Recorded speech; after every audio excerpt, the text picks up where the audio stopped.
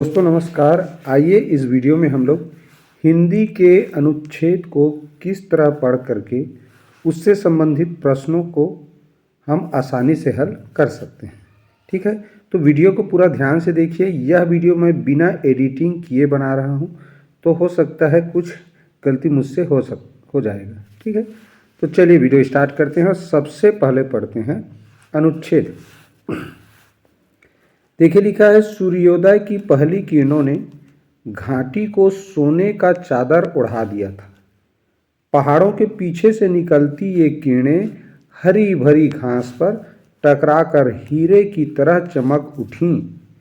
रंग बिरंगे फूलों ने इस दृश्य को और भी मनमोहक बना दिया था। ऊंचे ऊंचे पेड़ जैसे आसमान को छूने की कोशिश कर रहे थे। एक छोटी सी पहाड़ी के किनारे से एक नदी धीरे धीरे बह रही थी। उसकी मधुर ध्वनि कानों में रस घोल रही थी। नदी के किनारे बैठकर मैंने नीले आकाश की ओर देखा। आसमान इतना साफ था मानो कोई चित्रकार ने इसे रंगों से भर दिया हो। कुछ सफ़ेद बादल धीरे धीरे बहते हुए इस मनोरम दृश्य को और भी सुंदर बना रहे थे। चलिए अब इससे संबंधित प्रश्नों को कैसे हल करेंगे ये जानते हैं।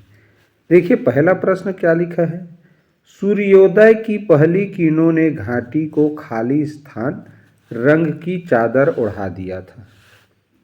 ऑप्शन में है लाल, सुनहरी, काली, हरी।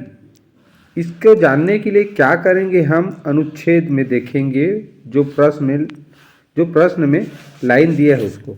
तो देखो उसमें लिखा है कि सूर्योदय की पहली किरणों ने घाटी को सोने का चादर ओढ़ा दिया था। तो सोने का चादर यानी सोने का कलर कैसा होता है, सुनहरी। सोने के कलर को क्या बोलते हैं, सुनहरी या सुनहरा। तो ऑप्शन में देखो क्या दिया है, सुनहरी दिया है, तो यही इसका उत्तर है। कहीं पर लाल, काली, हरी रंग के बारे में चर्चा नहीं हुआ है। ठीक है, सोने का चादर उड़ा दिया है, तो भाई सोना का चादर उड़ा देगा तो सोने का कलर कैसा होता है, सुनहरी। तो यही इसका आंसर हो जाएगा। क्लियर। अगला प्रश्न देखिए, ऊंचे ऊंचे पेड़ खाली स्थान कोशिश कर रहे थे। अब ये जो प्रश्न में वाक्य है, ऊंचे ऊंचे पेड़ खाली स्थान कोशिश कर रहे थे, इसी को ढूंढेंगे। तो देखो यहाँ स्पष्ट रूप से लिखा हुआ है। क्या लिखा है देखो, ऊंचे ऊंचे पेड़ जैसे आसमान को छूने की कोशिश कर रहे थे। किसको छूने की, आसमान को। तो आसमान क्या ऑप्शन में है, हमको देखना है। देखो धरती को, बादलों को छूने की, पहाड़ों को छूने की, आकाश को छूने की। तो अनुच्छेद में आया है शब्द क्या, आसमान। और आसमान को क्या कहा जाता है, आकाश। तो इस तरह बच्चों इस प्रश्न का सही उत्तर क्या हुआ, ऑप्शन डी, आकाश को छूने की। क्लियर। चलिए देखिए अगला प्रश्न, खाली स्थान की मधुर ध्वनि कानों में रस घोल रही थी। अब देखें यही वाला लाइन कहाँ पर है, चलो देखते हैं।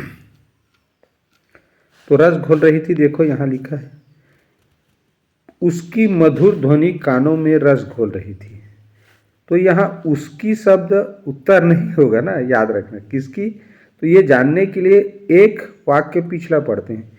एक छोटी सी पहाड़ी के किनारे एक नदी धीरे धीरे बह रही थी।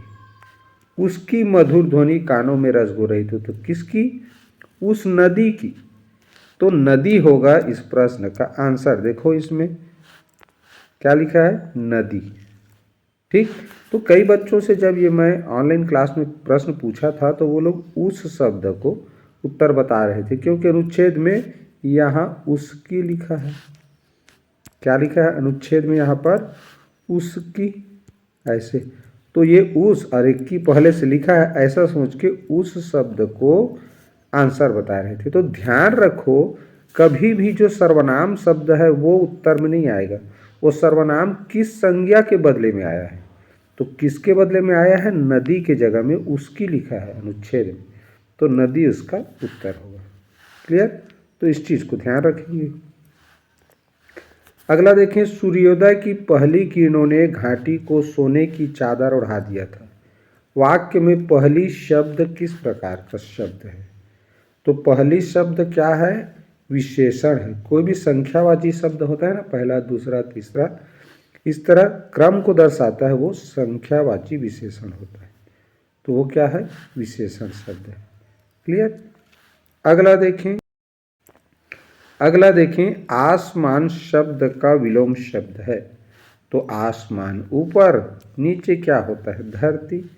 तो ये धरती आसमान का विलोम शब्द है।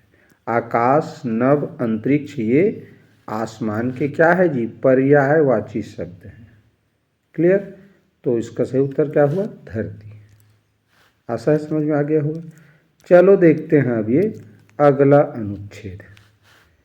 देखिए क्या लिखा है, पक्षियों का साम्राज्य भी कम आश्चर्यजनक नहीं है।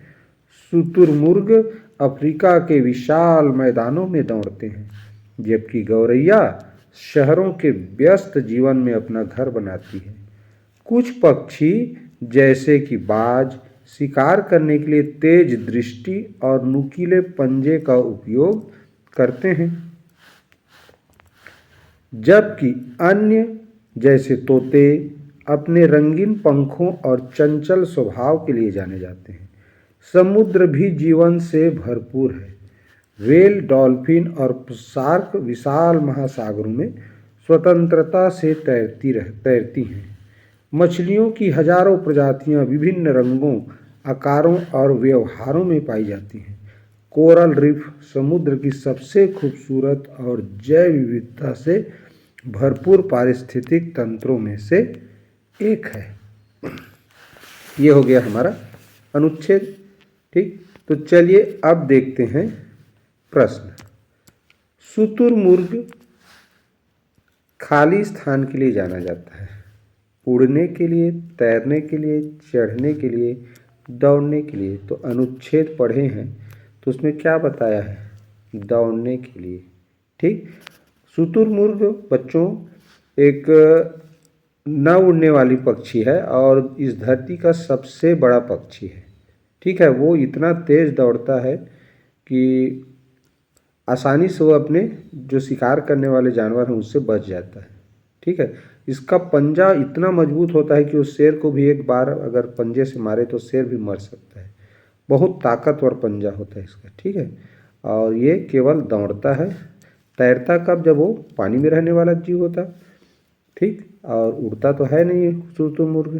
ठीक है, तो ये शुतुरमुर्ग उड़ने वाली नहीं, दौड़ने के लिए जाना जाता है। अगला देखें, गौरैया खाली स्थान अपना घर बनाती है। तो पढ़े हैं तो उसमें देखना क्या लिखा है? शहरों में। और शहरों को ही क्या बोला जाता है? नगरों में। ठीक, हमारे गांव में के घरों में देखना गौरैया अपना घोंसला बनाती है।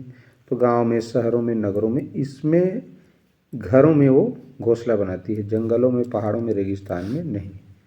क्लियर? अगला देखें, डॉल्फिन खाली स्थान में पाई जाती है। तो डॉल्फिन कहाँ पाया जाता है? अनुच्छेद के अनुसार समुद्र में पाया जाता है। कहाँ पाया जाता है? समुद्र में। क्लियर? एक चीज़ और बता दूं, हमारा जो भारत का राष्ट्रीय जलीय जीव है, राष्ट्रीय जलीय जीव, वो डॉल्फिन है। क्या है? डॉल्फिन। कौन सा डॉल्फिन? जो गंगा नदी में पाया जाता है। ठीक, तो गंगा नदी में जो डॉल्फिन है वही राष्ट्रीय जलीय जीव है। जलीय जीव माने जल में रहने वाले जीव। तो जैसे राष्ट्रीय पक्षी होता है, राष्ट्रीय पशु होता है, वैसे ही भारत का राष्ट्रीय जलीय जीव भी है जो कि डॉल्फिन है। कौन सा वाला? गंगा वाला डॉल्फिन। और गंगा नदी भारत का राष्ट्रीय नदी है, ये भी याद रखेंगे। क्लियर? चलो देखें, बाज शिकार करने के लिए तेज दृष्टि और नुकीले पंजों का उपयोग करते हैं। वाक्य में तेज शब्द क्या है? तो तेज दृष्टि। तो ये क्या बता रहे हैं? दृष्टि क्या है? देखने की एक क्षमता। तेज दृष्टि, देखने की क्षमता। तो ये क्रिया विशेषण है। क्या है? क्रिया विशेषण है। क्रिया की विशेषता बता रहे हैं ना जी। ठीक, तो बाज की जो दृष्टि होती है, नज़र होती है, वो कैसे होती है? तेज होती है। ठीक, तो ये क्रिया विशेषण होगा। ठीक, चलिए अब अगला प्रश्न देखें। 70 विशाल शब्द का पर्यायवाची है। पर्यायवाची तो विशाल का होगा बड़ा। ठीक, विशाल में लंबाई चौड़ाई ऊंचाई सब तीनों शामिल रहता है। ठीक, लंबाई चौड़ाई ऊंचाई सब तीनों नज़र से देखते हैं, तीनों दृष्टि से देखते हैं तो वो बड़ा या विशाल है। लेकिन लंबाई कह रहे हैं तो केवल लंबाई नापेंगे ऐसे, उसका चौड़ाई मोटाई से हमें कोई मतलब नहीं रहता। जैसे रस्सी कितना लंबा है, तार कितना है, केवल लंबाई नापते हैं तो वहाँ पर वो लंबाई होगा। ठीक, और विशाल बड़ा ये पर्यायवाची शब्द है। ठीक है, तो ये हो गया हमारा अनुच्छेद दूसरा। चलिए तीसरा अनुच्छेद पढ़ते हैं। सीता ने उत्साह से कहा, श्याम चलो एक रोबोट बनाने का सपना देखें, ऐसा रोबोट जो हमारे सारे काम कर दे। श्याम ने सोचते हुए कहा, वाह यह बहुत मज़ेदार होगा, लेकिन अगर रोबोट बहुत ज़्यादा ताकतवर हो गया तो क्या होगा? कहीं वह लोगों को नुकसान न पहुंचा दे। सीता ने कहा, तुम सही हो, हमें रोबोट को हमेशा अच्छे कामों के लिए इस्तेमाल करना चाहिए। ठीक, इसके बाद क्या हुआ देखो। श्याम ने चिंता जता लिखा है, ये जताया होगा। लेकिन अगर हम रोबोट पर बहुत ज़्यादा निर्भर हो गए तो हम खुद कुछ भी करना भूल जाएंगे। क्या हम मशीनों के गुलाम बन जाएंगे? सीता ने समझदारी से कहा, नहीं, बिल्कुल नहीं। रोबोट हमारे दोस्त हो सकते हैं, हमारे काम आसान कर सकते हैं, लेकिन हमें खुद भी मेहनत करनी चाहिए। याद रखना, मशीनें तो मशीनें ही हैं, असली ताकत तो हमारे दिमाग में होती है। ठीक, बहुत बढ़िया अनुच्छेद। चलिए देखिए प्रश्न पढ़ते हैं। श्याम को रोबोट के बारे में चिंता थी कि क्या होगा, हमें नुकसान पहुंचा सकता है, इसकी चिंता थी। रोबोट बहुत महंगा होता है, रोबोट बहुत बड़ा होता है, हमारे दोस्त हो सकते हैं, तो दोस्त होगा तो चिंता क्यों होगा? बहुत महंगा होता है, बहुत बड़ा होता है, इसके बारे में अनुच्छेद में कहीं पर भी चर्चा नहीं हुआ। तो क्या होगा, उससे ये चिंता था कि हमें नुकसान पहुंचा सकता है, तो यही इसका आंसर। अगला देखें, सीता और श्याम का रोबोट के बारे में कैसा विचार था? तो दोनों डरते थे, दोनों पसंद करते थे, दोनों फैसला नहीं कर पाए, दोनों अलग अलग विचार रखते थे।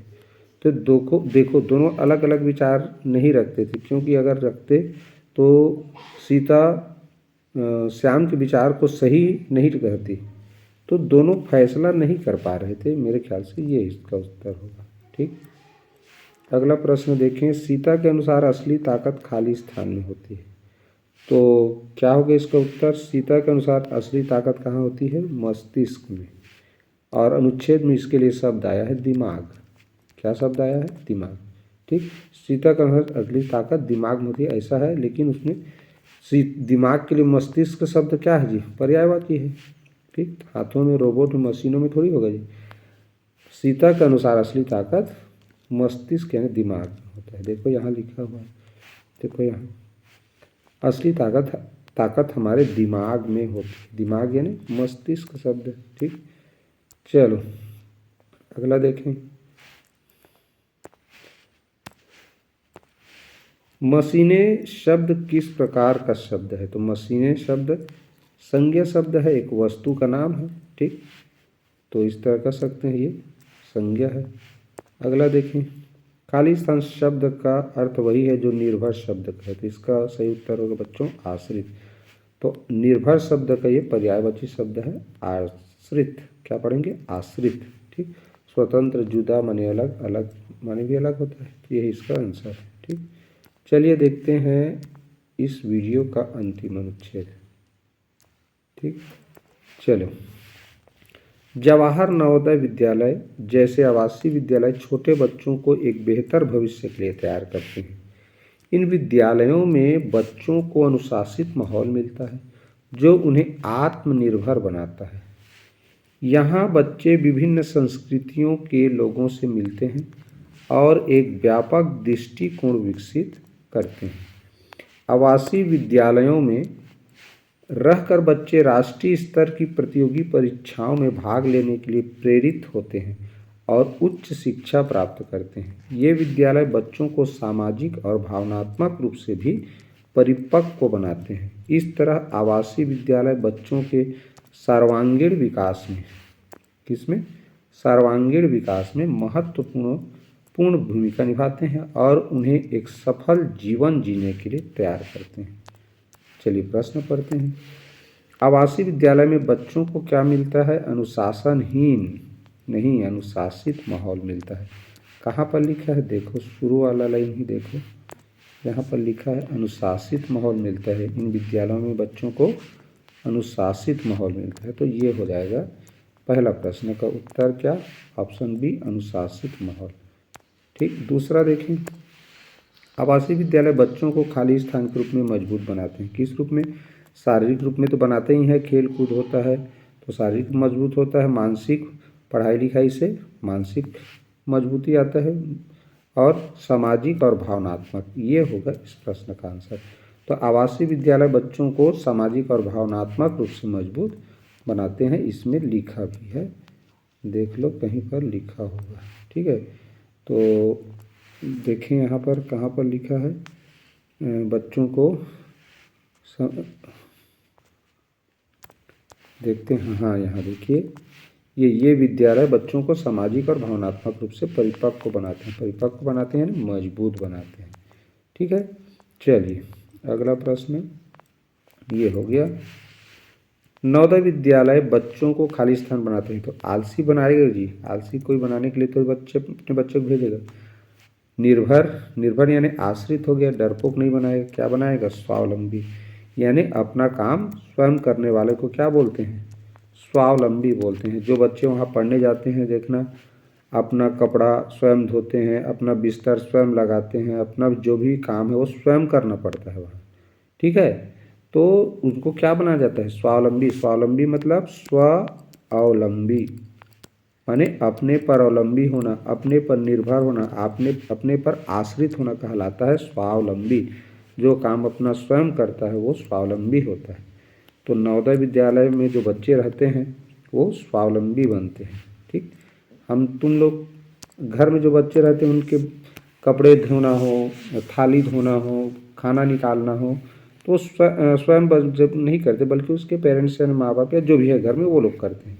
तो वो लोग आश्रित हैं, परावलंबी हैं। ठीक है, और जो स्वयं पर अवलंबी हों यानी स्वयं पर आश्रित हो, उन्हें कहा जाता है क्या?